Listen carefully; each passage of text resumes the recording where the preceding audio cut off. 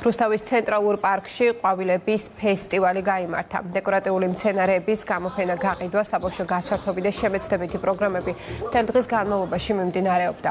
ყვავილების ფესტივალი რუსთავის პარკის ამფითეატრში დასრულდა, სადაც კულტურის სამინისტროს პროექტის ქართული მუსიკა საქართველოს ფარგლებში რუსთაველებისთვის ანსამბლების ფორტეს, ქართული ხმების შვიდკაცას, ალილოსა და თეატრალური კვარტეტის კონცერტი ჩატარდა.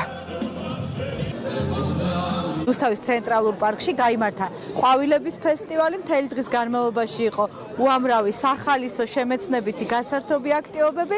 საღამო კი დაასრულა ძალიან კარგმა ქართული სიმღერის საღამომ, რომელში მონაწილეობასაც იღებდნენ ქართული ხმები, თეატრალური კვარტეტი, ანსამბლები ალილო, შვიდკაცა, ფორტე. ანსამბლების გაერთიანება ქართული სიმღერა ეწვია რუსთავს პროექტით ქართული სიმღერა რეგიონებს.